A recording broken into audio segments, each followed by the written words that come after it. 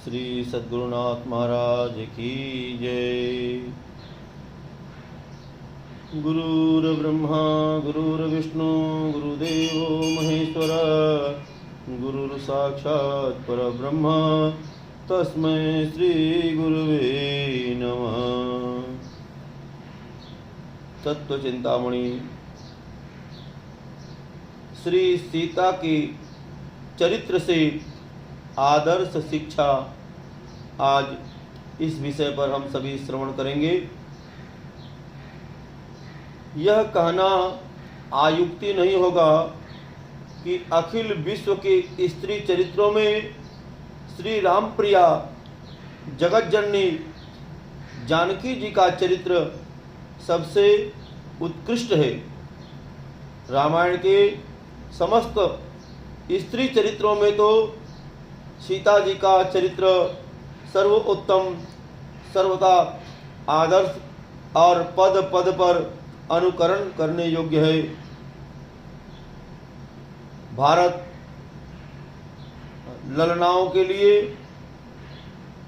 सीता जी का चरित्र सन्मार्ग पर चलने के लिए पूर्ण मार्गदर्शक है।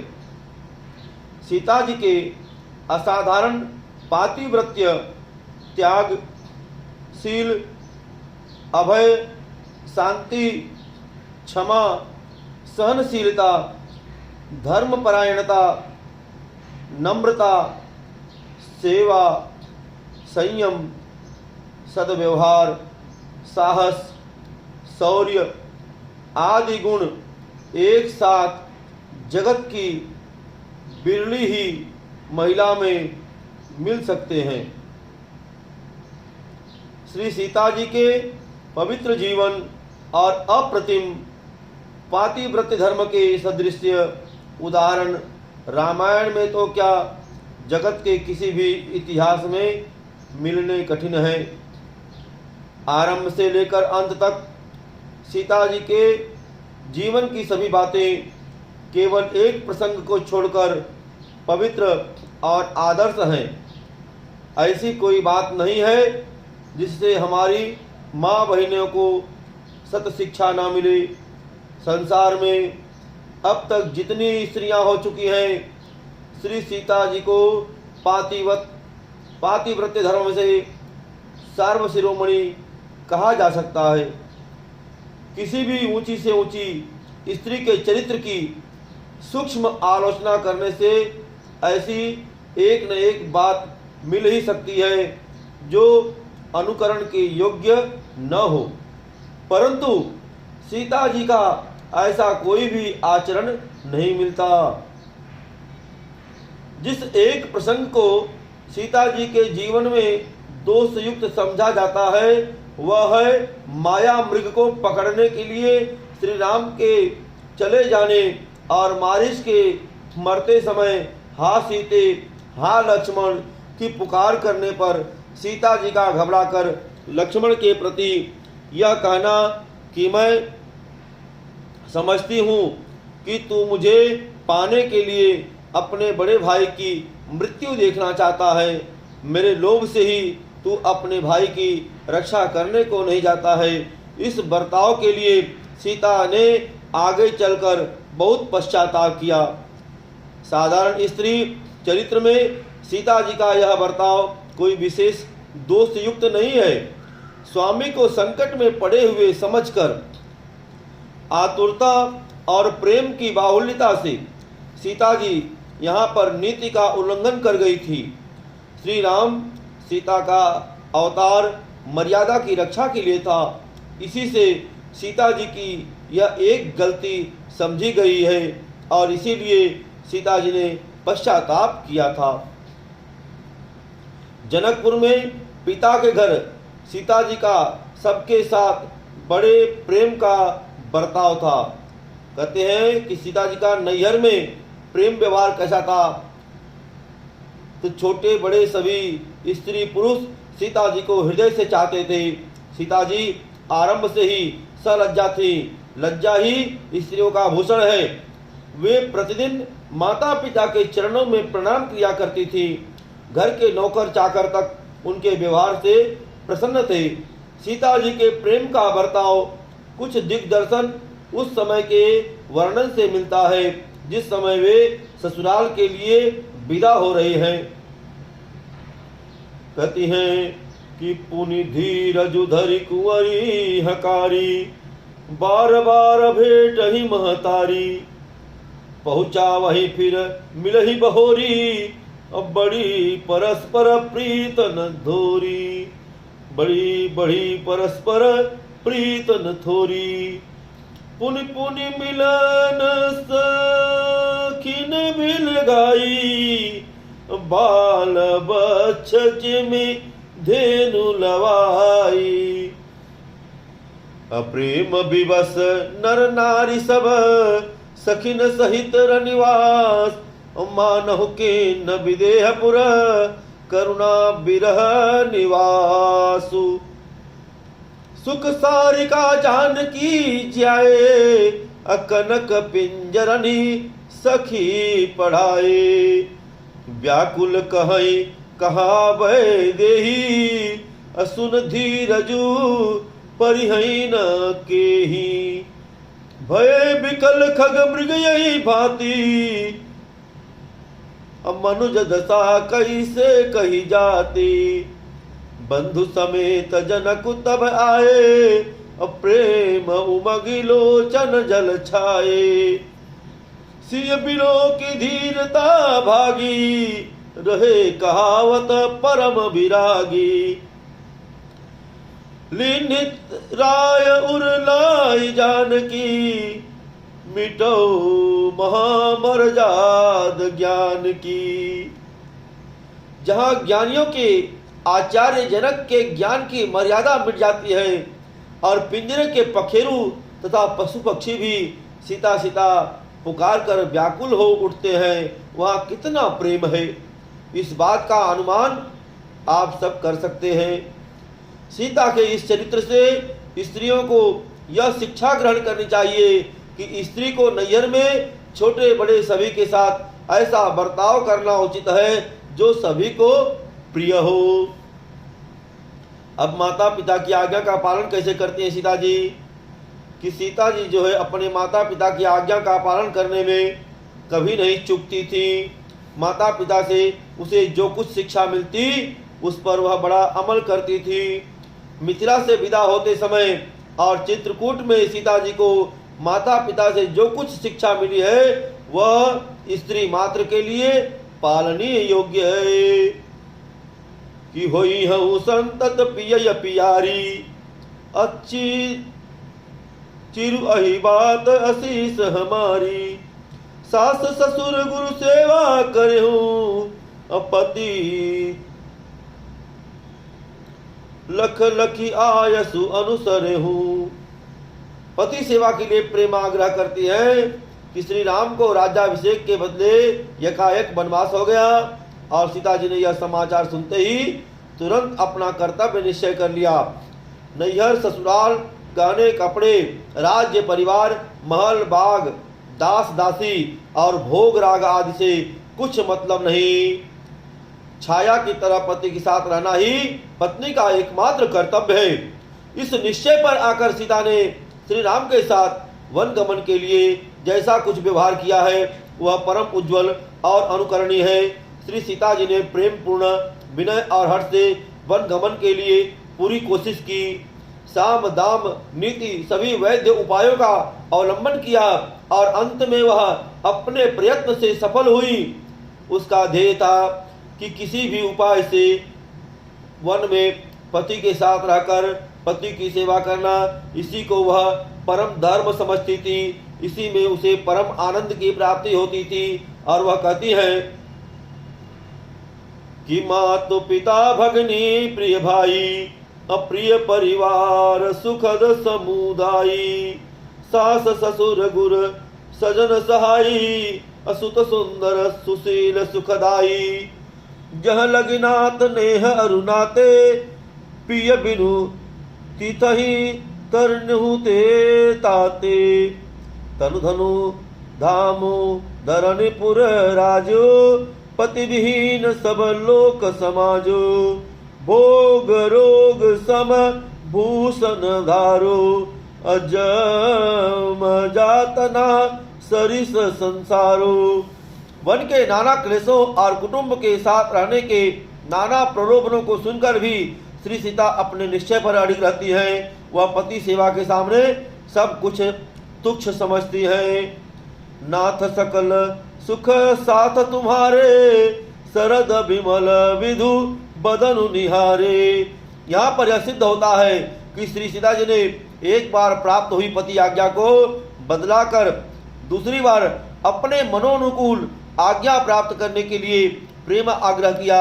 यहाँ तक कि जब भगवान श्री राम किसी प्रकार भी नहीं माने तो हृदय विदीर्ण हो जाने तक का संकेत कर दिया कि ऐसे हूँ वचन कठोर सुनी, जौन हृदय बिलगान, तो प्रभु विषय वियोग दुख सही जही पावर प्राण। अध्यात्म रामायण के अनुसार तो श्री सीता जी ने यहाँ तक स्पष्ट कह दिया कि रामायणानि बहुश श्रुतानि बहुभिद्विजयी, सीतां विना वरम रामो गतं हि कुत्रचिद्वद, अतः अस्त्वयां गमिष्यामि सर्वथा तत्सहायिनी, यदि गच्छन्सि मा त्यक्त्वा प्राणास्तक्ष्यामि ते अग्रता। मैंने भी ब्राह्मण के द्वारा रामायण की अनेक कथाएं सुनी हैं। कहीं भी ऐसा कहा गया हो सो बतलाइए कि किसी भी अवतार में श्री राम सीता को अयोध्या में छोड़कर बन गए हैं। इस बार की यह नई बात क्यों होती है? मैं आपकी सेविका बनकर साथ चलूंगी। यदि किसी तरह भी आप मुझे नहीं ले चलेंगे तो मैं आपके सामने ही प्राण त्याग दूंगी। पति सेवा की कामना से सीता ने इस प्रकार स्पष्ट रूप से अवतार विषयक अपनी बड़ाई के शब्द भी कह डाले।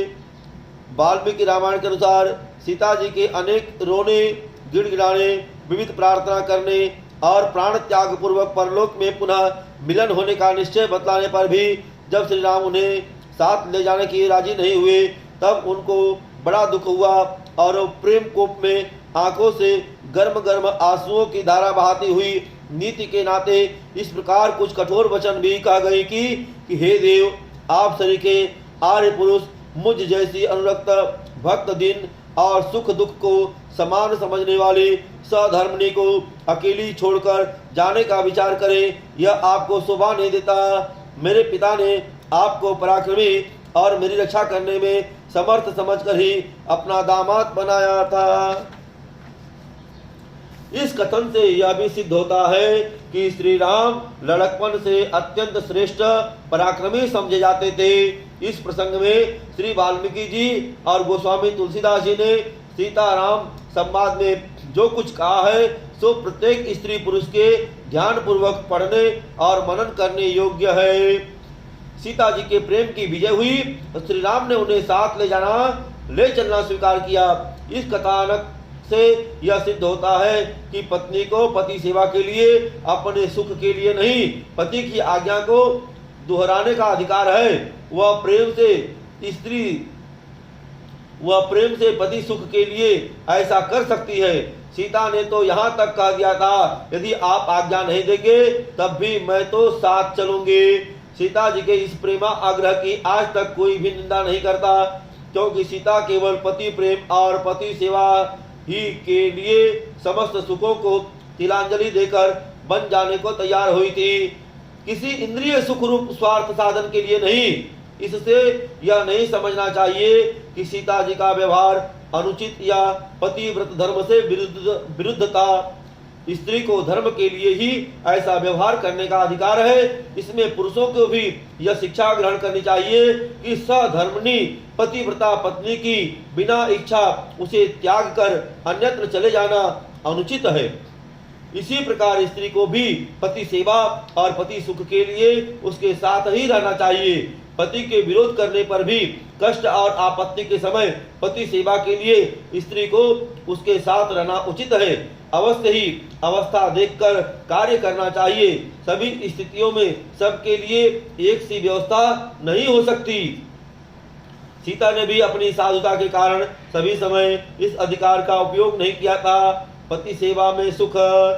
वन में जाकर सीता पति सेवा में सब कुछ भूलकर सब तरह सुखी रहती है। उसे राजपाट, महल, बगीचे, धन दौलत और दास दासियों की कुछ भी स्मृति नहीं होती। राम को वन में छोड़कर लौटा हुआ सुमंत सीता के लिए विलाप करती हुई माता कौशल्या से कहता है कि सीता निर्जन वन में घर की भांति निर्भय होकर रहती है और वह श्री राम में मन लगाकर उनका प्रेम प्राप्त कर रही है। वनवास से सीता को कुछ भी दुख नहीं हुआ।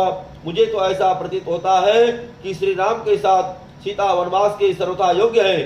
चंद्रानना सती सीता जैसे पहले यहाँ बगीचों में जाकर खेलती थी, वैसे ही वहाँ निर्जन वन में भी वह श्री राम के साथ बालिका के समान खेलती है। और सीता का मन राम में है और उसका जीवन श्री राम के अधीन है। अतएव श्री राम के साथ सीता जी के लिए वन ही अयोध्या है और श्री राम के बिना अयोध्या ही वन है। धन्य पतिव्रत्य, धन्य सास की सेवा। सीता पति सेवा के लिए बन गई, परंतु उसको इस बात का बड़ा क्षोभ रहा कि सासों की सेवा से उसे अलग होना पड़ रहा है। सीता सास के पैर छूकर सच्चे मन से रोती हुई कहती है कि सुनी मैं परम अभागी, सेवा समय दे अनुदिन्हा, मोर मनोरथु सफल न केन्हा, तजब छो भुजन छाड़िय छोहु, करम कठिन कछु दोष न मोहु। सास पतों का यह व्यवहार आदर्श है। भारतीय ललनाएं यदि आज कौशल्या और सीता का व्यवहार करना सीख जाए तो भारतीय गृहस्थ सब प्रकार से सुखी हो जाए।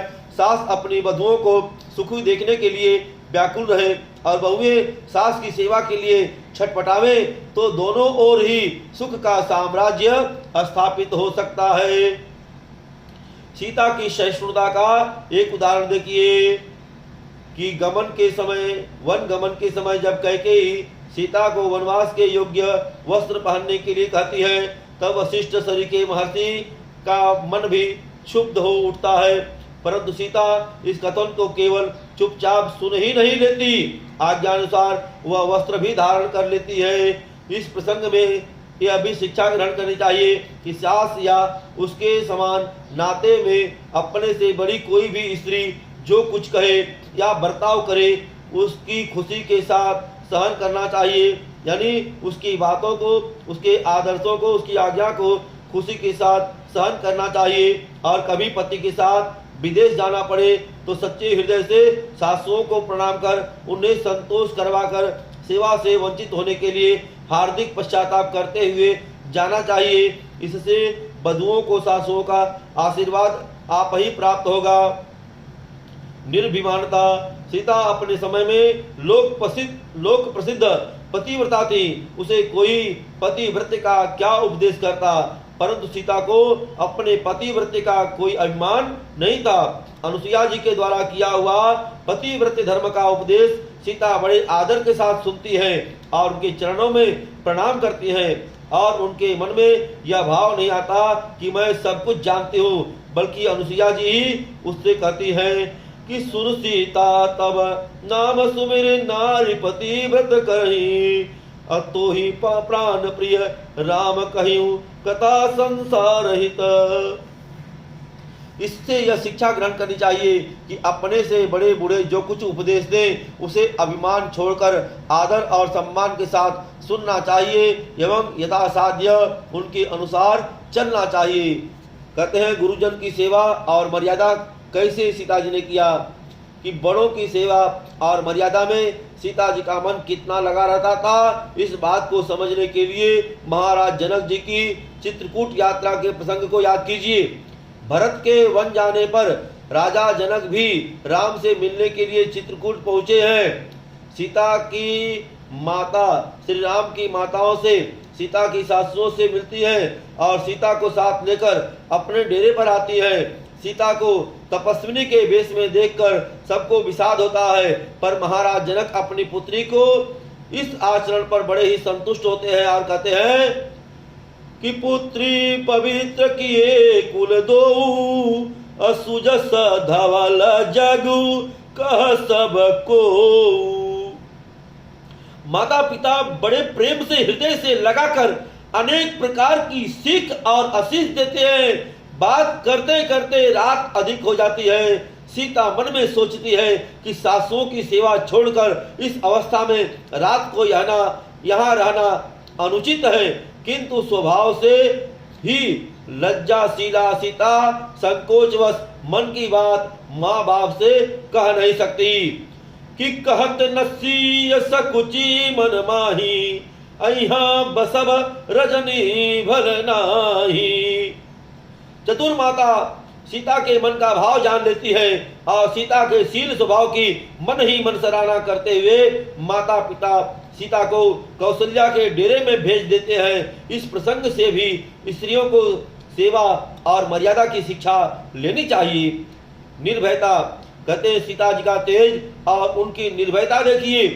जिस दुरांत रावण का नाम सुनकर देवता भी कांपते थे, उसी को सीता निर्भयता के साथ कैसे कैसे वचन कहती थी। रावण के हाथों में पड़ी हुई सीता अति क्रोध से उसका तिरस्कार करती हुई कहती है कि अरे दुष्ट निशाचर, तेरी आयु पूरी हो गई है।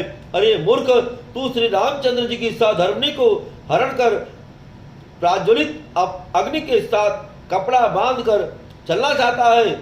तुझमें और रामचंद्र में उतना ही अंतर है जितना सिंह और सियार में है, समुद्र और नाले में है, अमृत और काजी में है, सोने और लोहे में है, चंदन और कीचड़ में है, हाथी और बिलाव में है, गरुड़ और कौवे में है तथा हंस और गिद्ध में होता है।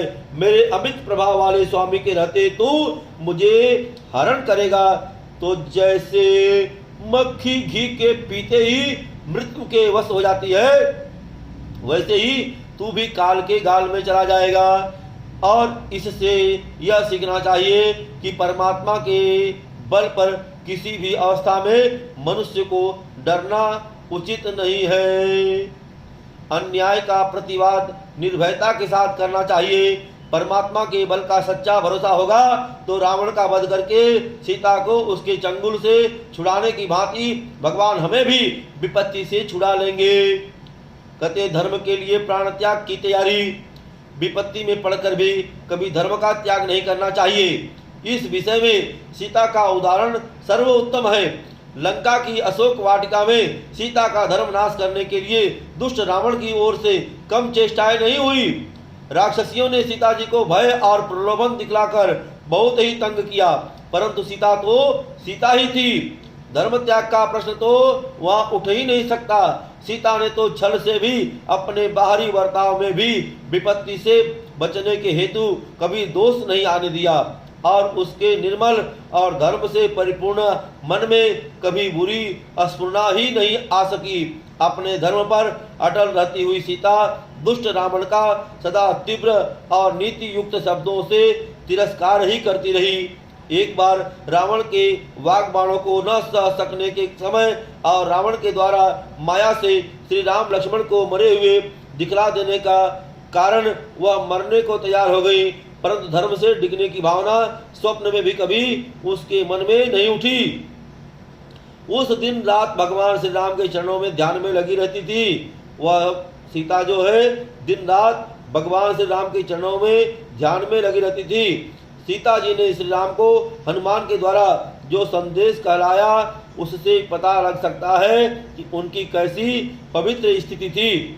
कि नाम पाहरु दिवस निशि ध्यान तुम्हार कपाट लोचन निज पद जंत्रिता जाहि प्राण कही बाट। इससे स्त्रियों को यह शिक्षा ग्रहण करनी चाहिए कि पति के वियोग में भीषण आपत्तियां आने पर भी पति के चरणों का ध्यान रहे। मन में भगवान के बल पर पूरी वीरता, धीरता और तेज रहे। स्वधर्म के पालन में प्राणों की भी आहुति देने को सदा तैयार रहे। धर्म जाकर प्राण रहने में कोई लाभ नहीं, परंतु प्राण जाकर धर्म रहने में ही कल्याण है। स्वधर्मे निधनम श्रेय। श्री गीता जी में अध्याय संख्या 3 श्लोक संख्या 35 में भगवान श्री कृष्ण कहते हैं कि स्वधर्मे निधनम श्रेय। श्री सीता जी की सावधानी देखिए। जब हनुमान जी अशोक वाटिका में सीता जी के पास जाते हैं तब सीता जी अपने बुद्धि कौशल से सब प्रकार उनकी परीक्षा करती हैं, जब तक उन्हें यह विश्वास नहीं हो जाता कि हनुमान वास्तव में श्री रामचंद्र जी के दूत हैं।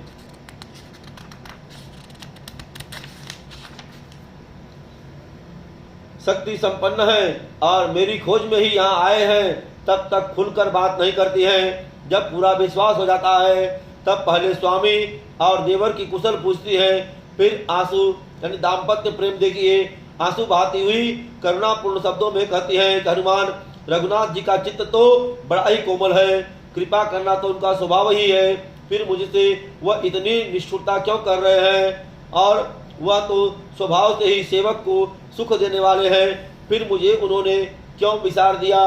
क्या श्री रघुनाथ जी कभी मुझे याद भी करते हैं कि हे भाई, कभी उस श्याम सुंदर के कोमल मुख कमल को देखकर मेरी ये आंखें शीतल होंगी।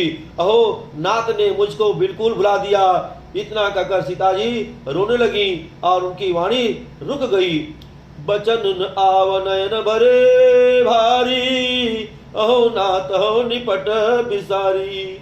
इसके बाद हनुमान जी ने जब श्री राम का प्रेम संदेश सुनाते हुए यह कहा कि माता, श्री राम जी का प्रेम तुमसे दुगना है। उन्होंने बतलाया है, उन्होंने कहलवाया है कि तत्व प्रेम कर मम अरु तोरा, जानत प्रिया एक मनु मोरा, असो मनु सदा रहत तोहि पाही, जानु प्रीत रस ऐतन माही। यह सुनकर सीता जी गदगद हो जाती हैं और श्री सीता जी का राम का परस्पर कैसा आदर्श प्रेम है। जगत के स्त्री पुरुष यदि इस प्रेम को आदर्श बनाकर परस्पर ऐसा ही प्रेम करने लगे तो गृहस्थ सुखमय बन जाए। सीता जी के कहते हैं पर पुरुष से परहेज। सीता जी ने जयंत की घटना याद दिलाते हुए कहा कि हे कपिवर, तू ही बता मैं इस अवस्था में कैसे जी सकती हूँ। शत्रु को तपाने वाले श्री राम लक्ष्मण समर्थ होने पर भी मेरी सुधि नहीं लेते। इससे मालूम होता है अभी मेरा दुख भोग शेष नहीं हुआ है। यूं कहते कहते जब सीता जी ने नेत्रों में आंसुओं की धारा बहने लगी तब हनुमान जी ने उन्हें आश्वासन देते हुए कहा कि माता, कुछ दिन धीरज रखो। शत्रुओं के संहार करने वाले कृतात्मा श्री राम और लक्ष्मण थोड़े ही समय में यहाँ आकर रावण का वध कर तुम्हें अवधपुरी ले जाएंगे। तुम चिंता न करो। यदि तुम्हारी विशेष इच्छा हो और मुझे आज्ञा दो तो मैं भगवान श्री राम की और तुम्हारी दया से रावण का वध करके और लंका को नष्ट करके तुमको प्रभु श्री रामचंद्र जी के समीप ले जा सकता हूँ। अथवा हे देवी, हे माँ, तुम मेरी पीठ पर बैठ जाओ, मैं आकाश मार्ग से होकर महासागर को लांघ जाऊंगा। यहाँ के राक्षस मुझे नहीं पकड़ सकेंगे। मैं शीघ्र ही तुम्हें प्रभु श्री रामचंद्र जी के समीप ले जाऊंगा। हनुमान के वचन सुनकर उनके बल पराक्रम की परीक्षा लेने के बाद श्री सीता जी कहने लगी कि हे वानर श्रेष्ठ, पति भक्ति का सम्यक पालन करने वाली मैं अपने स्वामी श्री रामचंद्र जी को छोड़कर स्वेच्छा से किसी भी अन्य पुरुष के अंग का स्पर्श करना नहीं चाहती कि भक्ति भक्ति पुरस्कृत रामादन्यस्य वानरः नाहं अस्पृष्ट सतो गात्रमीक्षेय वानरोत्तमः। वाल्मीकि रामायण में आया है कि दुष्ट रावण ने बलात् हरण करने के समय मुझको स्पर्श किया था। उस समय तो मैं पराधीन थी, मेरा कुछ भी वश नहीं चलता था। अब तो श्री राम स्वयं यहाँ आवे और राक्षसों सहित रावण का वध करके मुझे अपने साथ ले जाएं, तभी उनकी ज्वलंत कीर्ति की शोभा है। भला विचारी हनुमान सरिका सेवक जो सीता जी को सच्चे हृदय से माता से बढ़कर समझता है और सीता राम की भक्ति करना ही अपने जीवन का परम ध्येय मानता है। सीता पतिव्रत धर्म की रक्षा के लिए इतने घोर विपत्ति काल में अपने स्वामी के पास जाने के लिए भी उसका स्पर्श नहीं करना चाहती है। कैसा अद्भुत धर्म का आग्रह है। इससे यह सीखना चाहिए कि भारी आपत्ति के समय भी स्त्री को यथासाध्य पर पुरुष के अंगों का स्पर्श नहीं करना चाहिए। वियोग में व्याकुलता। भगवान श्री राम में सीता का कितना प्रेम था और उनसे मिलने के लिए उनके हृदय में कितनी अधिक व्याकुलता थी, इस बात का कुछ पता हरण के समय से लेकर लंका विजय तक के सीता जी के विविध वचनों से लगता है। उस प्रसंग को पढ़ते समय पढ़ते पढ़ते ऐसा कौन है जिसका हृदय करुणा से न भर जाए। परंतु श्री सीता जी सच्ची व्याकुलता का सबसे बढ़कर प्रमाण तो यह है कि श्री रघुनाथ जी महाराज उनके लिए विरह व्याकुलता और स्त्रीण मनुष्य की भांति विह्वल होकर उन्मत्तवत रोते और विलाप करते हुए ऋषि कुमारों, सूर्य, पवन, पशु पक्षी और जड़ वृक्षलताओं से सीता का पता पूछते फिरते हैं। आदित्य भो लोक कृता कृतज्ञ लोकस्य सत्यानुकर्म साक्षिणी मम प्रिया सा गता हता सा इसत्व सा सत्व मे शोक तस्य सर्वं लोकेषु सर्वेषु नास्ति किंच दत्ते नित्यं विदते भवेत् तथा संसस्य वायो कुलपालिनीता मुताहता वा पति वर्तते वा। वाल्मीकि रामायण में आया है कि लोगों के कृताकृत्य को जानने वाले हे सूर्यदेव, तू सत्य और असत्य कर्मों का साक्षी है। मेरी प्रिया को कोई हर ले गया है या वह कहीं चली गई है, इस बात को तू भली भांति जानता है। अतएव मुझ शोक पीड़िता को सारा हाल बतला। हे वायुदेव, तीनों लोकों में तुझसे कुछ भी छिपा नहीं है, तेरी सर्वत्र गति है। हमारे कुल की मर्यादा की रक्षा करने वाली सीता मर गई, हरी गई या कहीं मार्ग में भटक रही है। जो कुछ हो सो यथार्थ का कि हा गुण खान जानकी सीता अरूप शील व्रत नेम पुनीता लक्ष्मण समुझाए बहुभांति अपूछत चले लता तरुपाती कि हे खग मृग हे मधुकर श्रेणी तुम देखी सीता मृग नैनी यही विधि खोजत बिलगत स्वामी मनहु महाबिरही अति कामी। इससे यह नहीं समझना चाहिए कि भगवान श्री राम महाविरही और अतिकामी थे। सीता जी का श्री राम के प्रति इतना प्रेम था और वह उनके लिए इतनी व्याकुल थी कि श्री राम को भी वैसा ही बर्ताव करना पड़ा। भगवान का यह प्रण है कि ये यथा मां प्रपद्यन्ते ता अस्थैव भजाम्यहम्। श्री गीता के अध्याय संख्या 4 में श्लोक संख्या 11 है कि श्री राम ने महाविरही और अतिकामी के सदृश से लीला करके इस सिद्धांत को चरितार्थ कर दिया। इससे यह शिक्षा लेनी चाहिए कि यदि हम भावना को भगवान को पाने के लिए व्याकुल होंगे तो भगवान भी हमारे लिए वैसे ही व्याकुल होंगे। अतएव हम सबको परमात्मा के लिए इसी प्रकार व्याकुल होना चाहिए। रावण का वध हो गया, परंतु श्री राम की आज्ञा से सीता जी को अग्नि परीक्षा, अग्नि स्नान करवाकर और वस्त्राभूषण पहनाकर विभीषण श्री राम के पास लाते हैं। बहुत दिनों के बाद प्रियपति श्री रघुवीर के पूर्णिमा के चंद्र सदृश्य मुख को देखकर सीता का सारा दुख नाश हो गया और उनका मुख निर्मल चंद्रमा की भांति चमक उठा। परंतु श्री राम ने यह स्पष्ट कर दिया कि मैंने अपने कर्तव्य का पालन किया, रावण का वध कर तुमको दुष्ट के चंगुल से छुड़ाया, परंतु तुम रावण के घर में रह चुकी है हो। रावण ने तुमको बुरी नजर से देखा है, अतएव अब तुझे मेरी आवश्यकता नहीं। तू अपने इच्छा अनुसार चाहे जहाँ चली जा, मैं तुझे ग्रहण नहीं कर सकता। नास्ति में त्वभ्यभिंगो यथेष्टम गम्यतामिति। वाल्मीकि रामायण में यह प्रसंग आया है। श्री राम के इस अश्रुतपूर्व कठोर और भयंकर वचनों को सुनकर दिव्य सती सीता जी को कुछ दशा हुई और उसका वर्णन नहीं हो सकता। स्वामी के वचन बाणों से सीता के समस्त अंगों में भीषण घाव हो गए और वह फूट फूट कर रोने लगी। फिर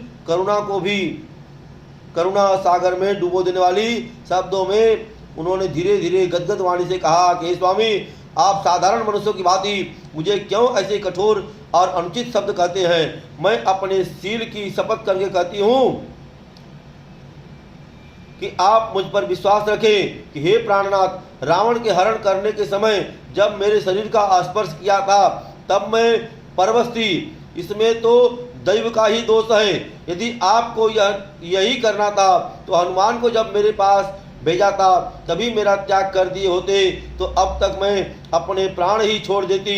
और श्री सीता जी ने बहुत सी बातें कही, परंतु श्री राम ने जब कोई जवाब नहीं दिया तब वे दीनता और चिंता से भरे हुए लक्ष्मण से बोली कि हे सौमित्रे, ऐसे मिथ्यापवाद से कलंकित होकर मैं जीना नहीं चाहती। मेरे दुख की निवृत्ति के लिए तुम यही अग्नि चिता तैयार कर दो। मेरे प्रिय पति ने मेरे गुणों से अप्रसन्न होकर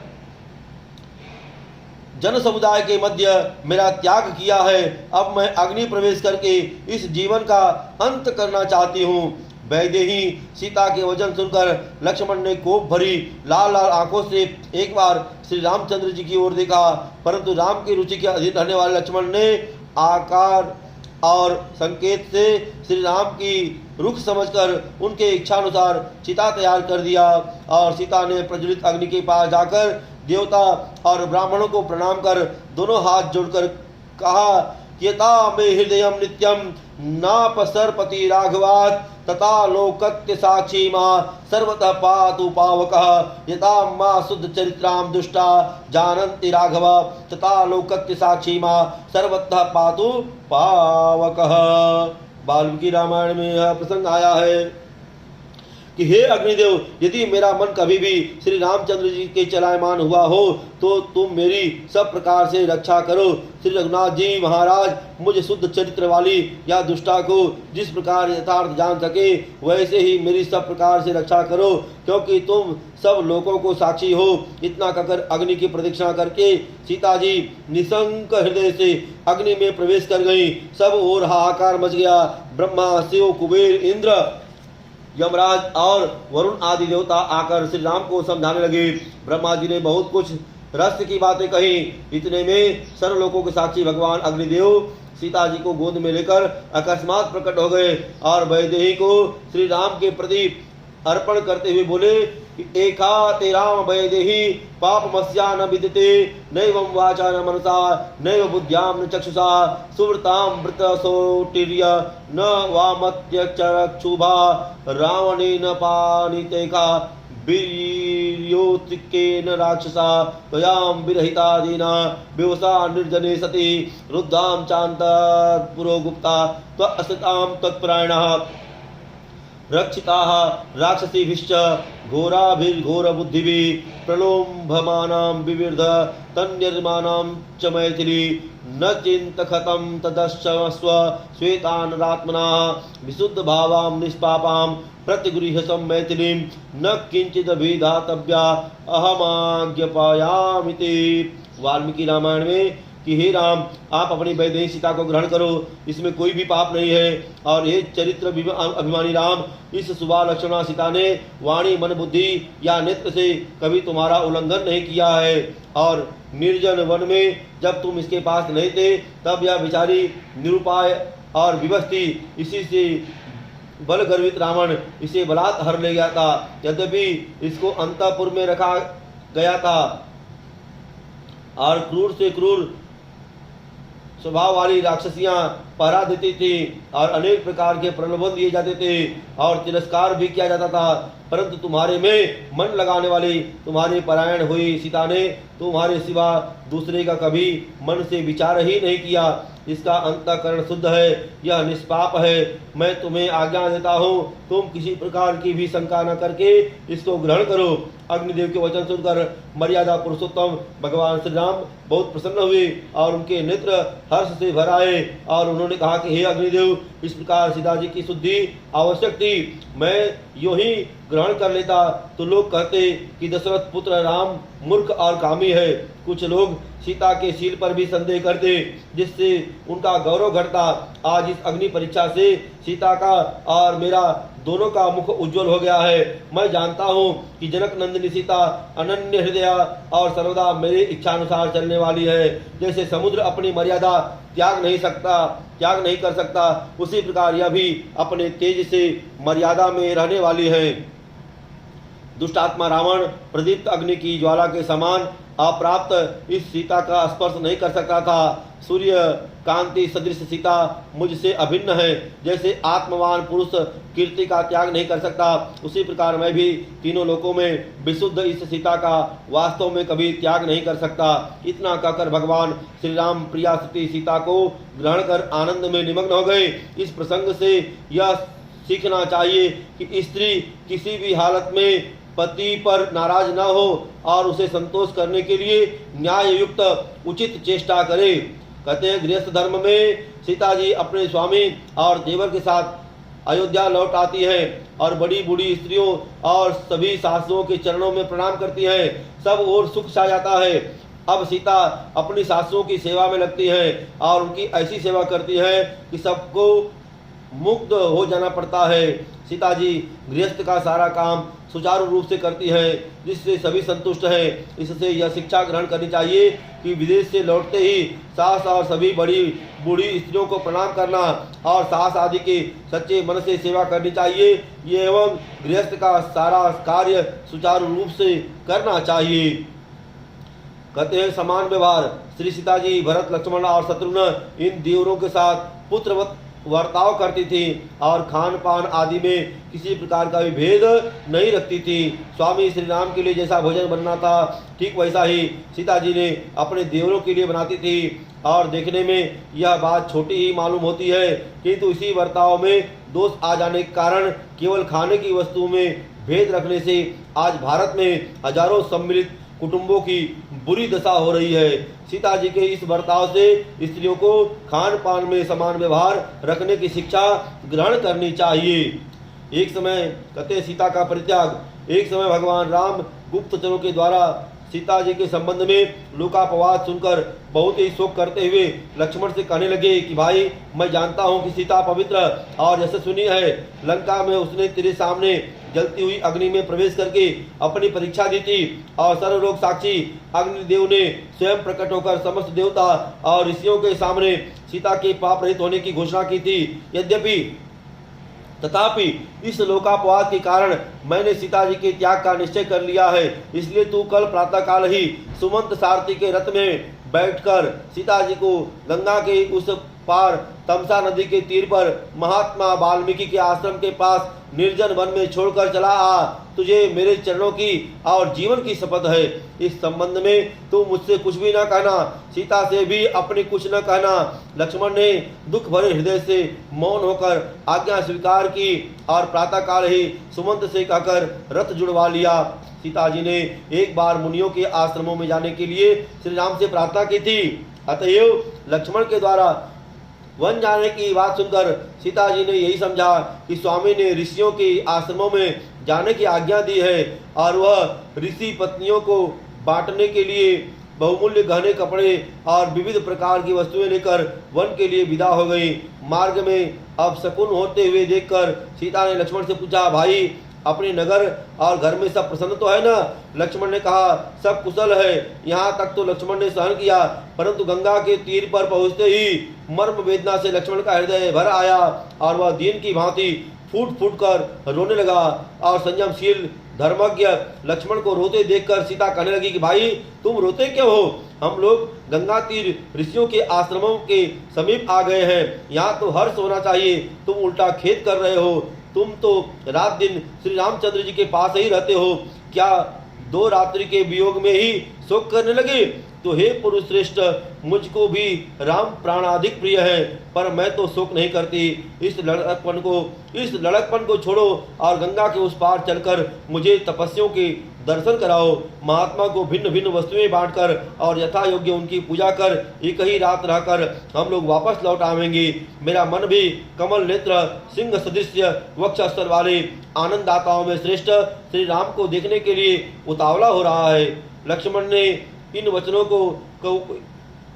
जी ने इन वचनों का कोई उत्तर नहीं दिया और सीता के साथ नौका पर सवार होकर गंगा के उस पार पहुंचकर फिर उच्च स्वर से रोना शुरू कर दिया। सीता जी के बारंबार पूछने और आज्ञा देने पर लक्ष्मण ने सिर नीचा करके गदगद वाणी से लोकापवाद का प्रसंग वर्णन करते हुए कहा, सीते, तुम निर्दोष हो, किंतु श्री राम ने तुमको त्याग दिया है। अब तुम श्री राम को हृदय में धारण करके पतिव्रत धर्म का पालन करती हुई वाल्मीकि मुनि के आश्रम में रहो। लक्ष्मण के इन दारुण वचनों को सुनते ही सीता मूर्छित होकर गिर पड़ी। थोड़ी देर बाद होश आने पर रोकर विलाप करने लगी और बोली कि हे लक्ष्मण, विधाता ने मेरे शरीर को दुख भोगने के लिए रचा है। मालूम नहीं मैंने कितनी जोड़ियों को बिछड़वाया था, जिससे आज मैं शुद्ध आचरण वाली सती होने पर भी धर्मात्मा प्रिय पति राम के द्वारा त्यागी जाती हूँ। कि हे लक्ष्मण, पूर्व काल में जब मैं वन में थी तब तो स्वामी को सेवा का सौभाग्य मिलने के कारण वन के दुख में भी सुख मानती थी, परंतु हे सौम्य, अब प्रियतम के वियोग में मैं आश्रम में कैसे रह सकूंगी? जन्म दुखिनी मैं अपना दुखड़ा किसको सुनाऊंगी? हे प्रभु, महात्मा ऋषि मुनि जब मुझसे यह पूछेंगे कि तुझको श्री रघुनाथ जी ने क्यों त्याग दिया, क्या तुमसे कोई बुरा कर्म किया था, तब तो मैं क्या जवाब दूंगी कि हे सौमित्रे, मैं आज ही इस भागीरथी में डूबकर अपना प्राण दे देती, परंतु मेरे अंदर श्री राम का वंश बीज है। यदि मैं डूब मरूं तो मेरे स्वामी का वंश नाश हो जाएगा, इसलिए मैं मर भी नहीं सकती। हे लक्ष्मण, तुमको राज आज्ञा है तो तुम मुझ अभागिनी को यहीं छोड़कर चले जाओ, परंतु मेरी कुछ बातें सुनते जाओ। मेरे ओर से मेरी सारी सासुओं का हाथ जोड़कर चरण वंदन करना और फिर महाराज को मेरा प्रणाम कहकर कुशल पूछना।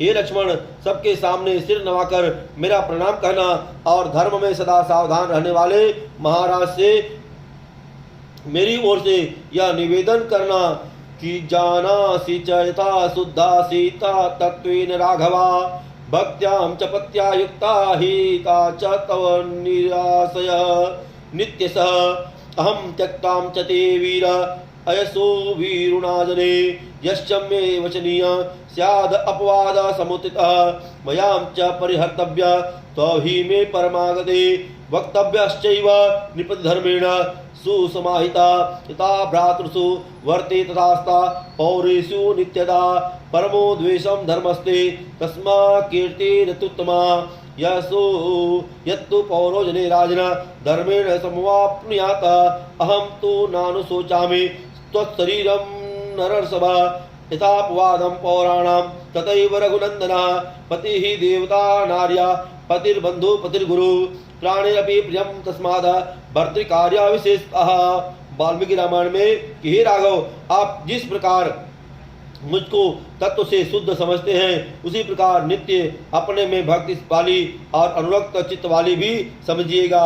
हे वीर, मैं जानती हूँ कि आपने लोकापवाद को दूर करने और अपने कुल की कीर्ति कायम रखने के लिए ही मुझको त्याग दिया है, परंतु मेरे तो आप ही परम गति हैं। हे महाराज, आप जिस प्रकार अपने भाइयों के साथ बर्ताव करते हैं प्रजा के साथ भी वही बर्ताव कीजिएगा। हे राघव, यही आपका परम धर्म है और इसी से उत्तम कीर्ति मिलती है। हे स्वामी, प्रजा पर धर्मयुक्त शासन करने से ही पुण्य प्राप्त होता है, अतएव ऐसा कोई बर्ताव न कीजिएगा जिससे प्रजा में अपवाद हो। हे रघुनंदन, मुझे अपने शरीर के लिए तनिक भी शोक नहीं है, क्योंकि स्त्री के लिए पति ही परम देवता है और पति ही परम बंधु है और पति ही परम गुरु है। नित्य प्राणाधिक प्रिय पति का प्रिय कार्य करना और उसी में प्रसन्न रहना स्त्री का यह स्वाभाविक धर्म ही है। क्या ही मार्मिक शब्द है। धन्य सती सीता, धन्य धर्म प्रेम और प्रजावत्सला, धन्य भारत का सती धर्म, धन्य भारतीय देवियों का अपूर्व त्याग है। सीता जी कहने लगी कि हे लक्ष्मण, मेरा यह संदेश महाराज से कह देना। भाई, एक बात और है, मैं इस समय गर्भवती हूँ, तुम मेरी ओर देखकर इस बात का निश्चय करते जाओ, कहीं संसार में लोग यह अपवाद न करें कि सीता वन में जाकर संतान प्रसव करती है। सीता के इन वचनों को सुनकर दीन चित्त लक्ष्मण व्याकुल हो उठे और सिर झुकाकर सीता के पैरों में गिरकर फुफकार मारकर जोर जोर से रोने लगे। फिर उठकर सीता जी की प्रदक्षिणा की और 2 घड़ी तक ध्यान करने के बाद बोले कि माता, हे पाप रहिता सीते, तुम क्या कह रही हो? मैंने आज तक तुम्हारे चरणों का ही दर्शन किया है, मैं कभी स्वरूप नहीं देखा। आज भगवान राम के परोक्ष मैं तुम्हारी ओर से कैसे ताक सकता हूँ? तदंतर प्रणाम करके वह रोते हुए नाव पर सवार होकर लौट गए और इधर सीता दुख भार से पीड़िता आदर्श पतिव्रता सती सीता अरण्य में गला फाड़कर रोने लगी। सीता जी के रुदन को सुनकर वाल्मीकि जी उसे अपने आश्रम में ले गए। इस प्रसंग में जो कुछ सीखा जा सकता है वह भारतीय देवियों का परम धर्म है। सीता जी के उपयुक्त शब्दों का नित्य पाठ करना चाहिए और उनके रहस्य को अपने जीवन में उतारना चाहिए। लक्ष्मण के वर्ताव से भी हम लोगों को यह शिक्षा ग्रहण करनी चाहिए कि पद में माता के समान होने पर भी पुरुष किसी भी स्त्री के अंग को न देखे, इसी प्रकार स्त्रियां भी अपने अंग को किसी को न दिखावें। वाल्मीकि जी के आश्रम में सीता जी ऋषि की आज्ञा से अंतःपुर में ऋषि पत्नी के पास रही। इससे यह सीखना चाहिए कि यदि कभी दूसरे के घर में रहने का अवसर आवे तो स्त्रियों को अंतःपुर में रहना चाहिए, और इसी प्रकार किसी दूसरी स्त्री को अपने यहाँ रखना हो तो स्त्रियों के साथ अंतःपुर में ही रखना चाहिए। जो कहते हैं सीता जी का पाताल प्रवेश का वर्णन है कि जो स्त्री अपने धर्म का प्राणपण से पालन करती है अंत में उसका परिणाम अच्छा ही होता है। जब भगवान श्री रामचंद्र जी अश्वमेध यज्ञ करते हैं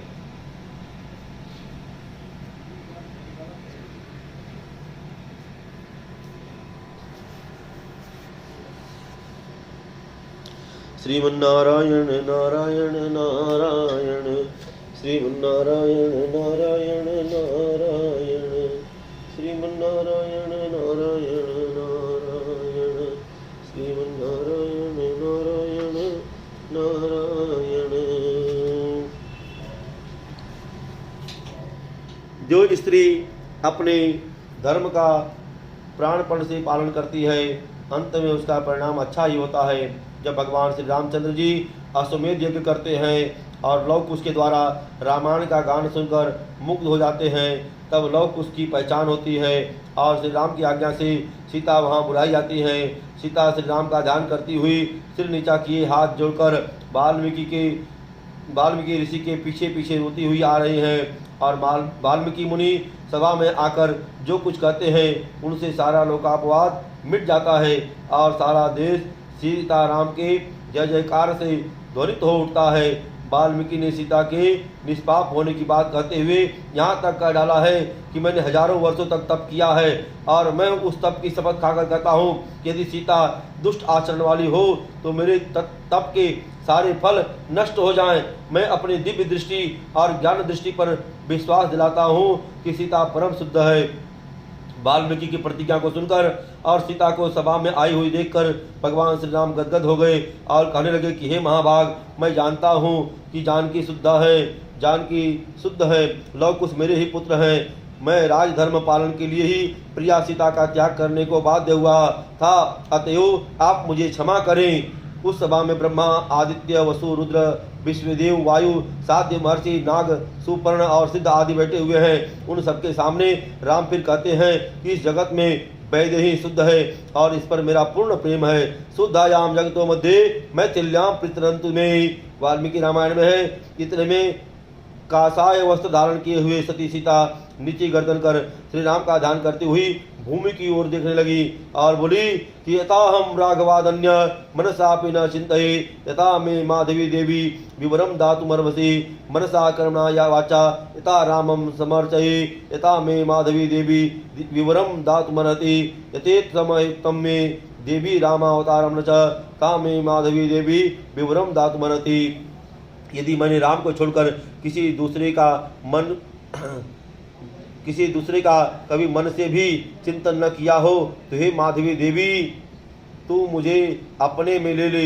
हे पृथ्वी माता मुझे मार्ग दे।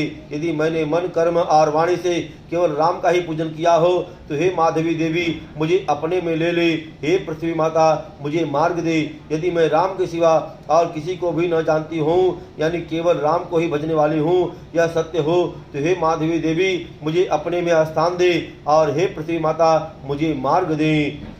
इस 3 शब्दों के करते ही अकस्मात धरती फट गई और उसमें से एक उत्तम और दिव्य सिंहासन निकला और दिव्य सिंहासन को दिव्य देह और दिव्य वस्त्राभूषणधारी नागों ने अपने मस्तक पर उठा रखा था और उस पर पृथ्वी देवी बैठी हुई थी।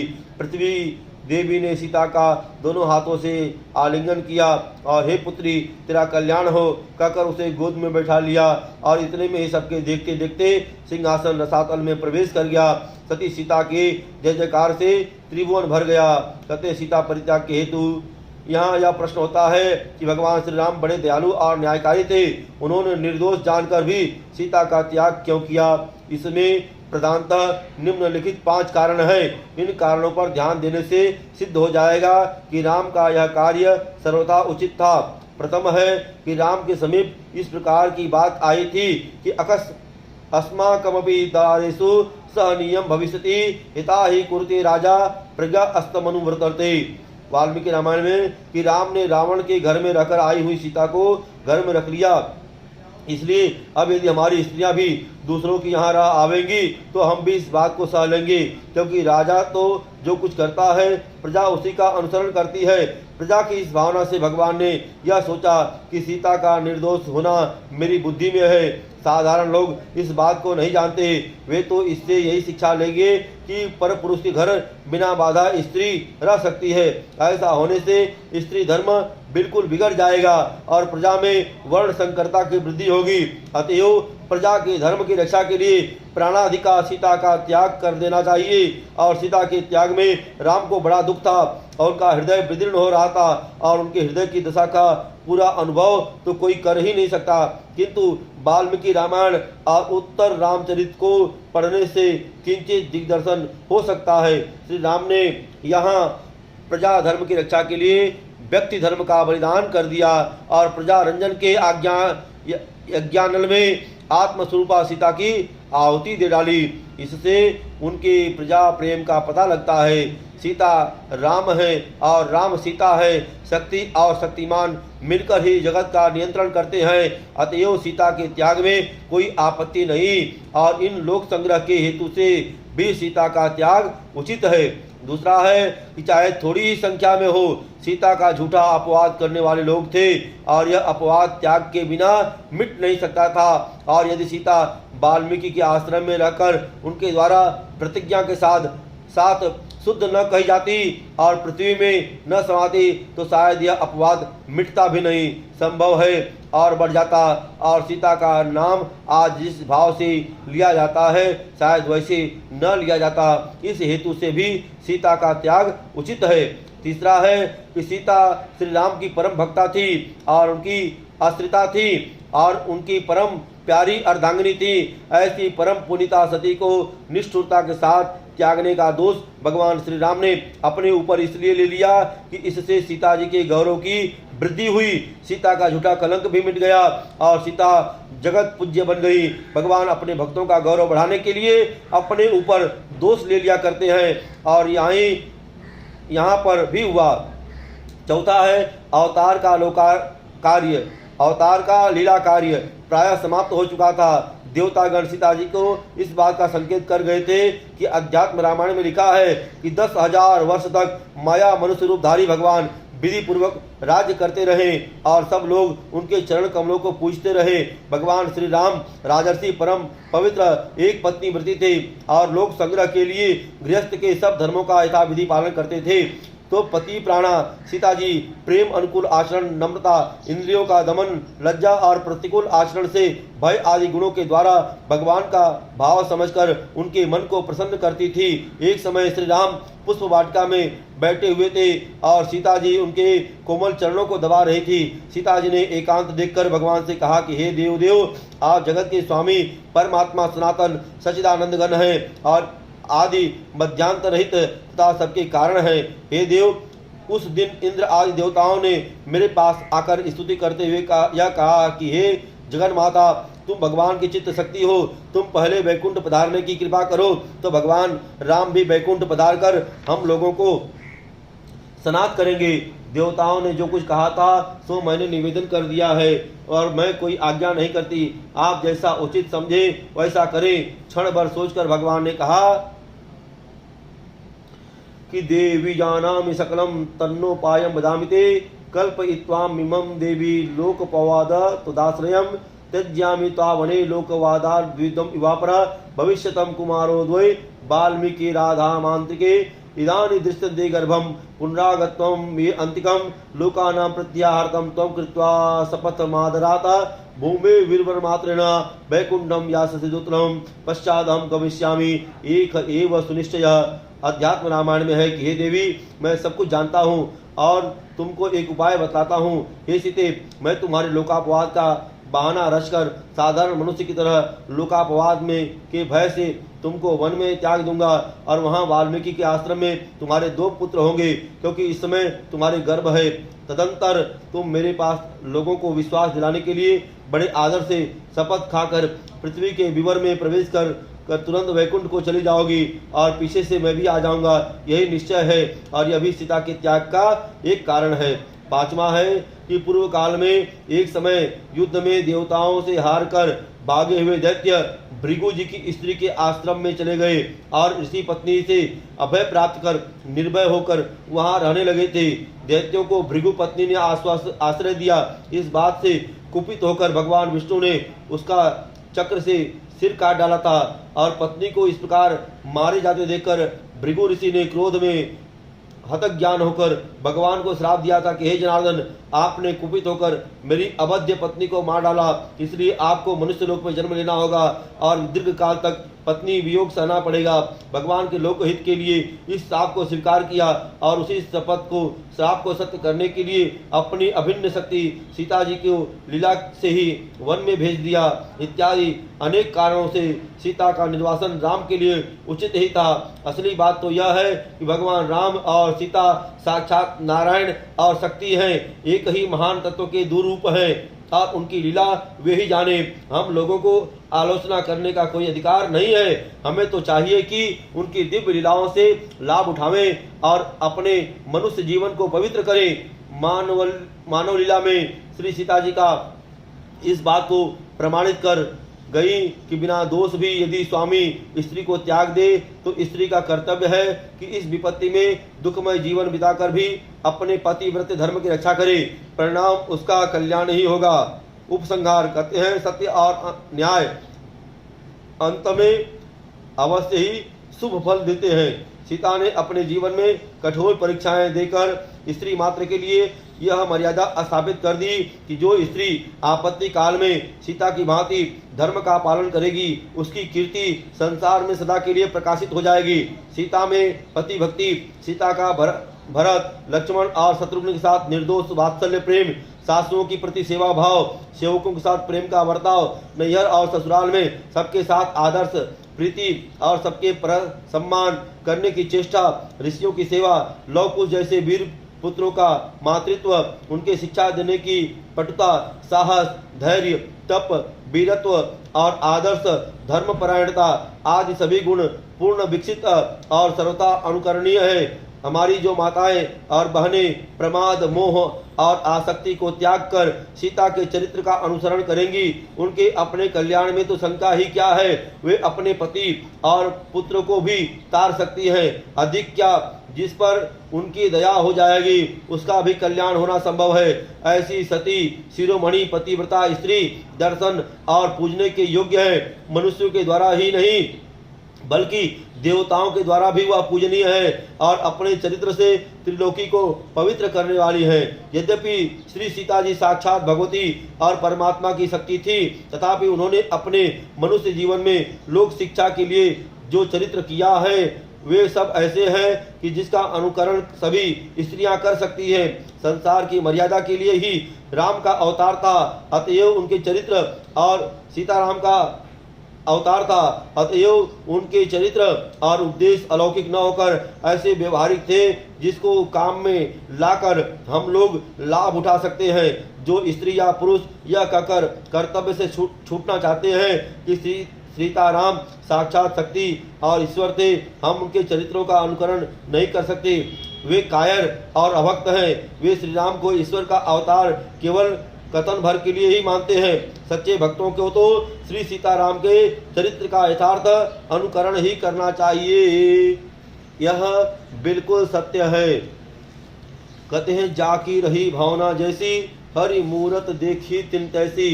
भाव से प्रकट होते भगवान और भगवान की लीलाओं का, भगवान के गुणों का वर्णन और भगवान की लीलाओं का अनुकरण करना ही हमारा परम कर्तव्य होना चाहिए। और यह विचार करना चाहिए कि हमारा जन्म किस लिए हुआ है, और यह जन्म अगर हुआ है तो क्या सिर्फ इस मृत्यु के काल में जाने के लिए हुआ है, या इस पेट को भरने के लिए हुआ है, या ये जीवन में हमको सिर्फ सांसारिक सुखों की प्राप्ति के लिए बार बार प्रयत्न करने के लिए हुआ है, परंतु क्या बार बार प्रयत्न करने पर भी यह सांसारिक सुख जो हम सोचते हैं वह हमको मिल जाता है क्या? कदापि नहीं, ऐसा संभव नहीं है।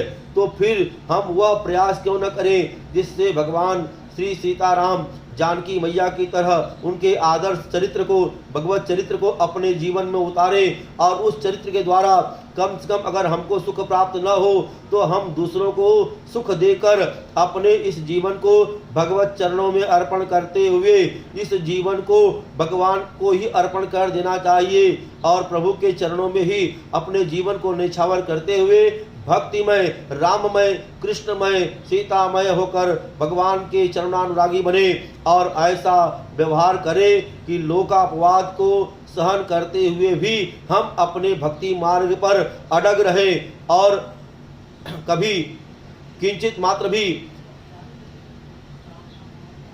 इस मार्ग से भ्रमित न होकर धर्म के व्रत का पालन करें और भगवान चरित्रों का ही पालन करें, और उनका अनुसरण करते हुए उसी मार्ग पर चलने का यह शपथ ग्रहण करें। ऐसा संभव है कि भगवत कृपा हम पर भी और हमको भी प्राप्त हो सकती है। जगत का कल्याण होगा। लोकहित के कल्याण के लिए इस सीता माता के चरित्र का व्यवहार आज भारत की सभी नारी माताओं बहनों को प्रेम पूर्वक शिरोधार्य करना चाहिए। ऐसा मैं अनुग्रह और आप लोगों से अनुबंध करबद्ध निवेदन करता हूँ कि हे माताओं, हे भारत की वीर माताओं, हे वीर बहनों, आप भी माता सीता के ही अनुसरण को करिए और उस व्यवहार को अपनाइए जिससे लोक में आपकी और शक्ति, नारी शक्ति की जो है सदैव कीर्ति स्थापित हो। बोलो श्री सद्गुरुनाथ महाराज की जय। धर्म की जय हो, अधर्म का नाश हो, प्राणियों में सद्भावना हो, विश्व का कल्याण हो। ओम काल हर कष्ट हर दुख हर, हर हर महादेव की जय।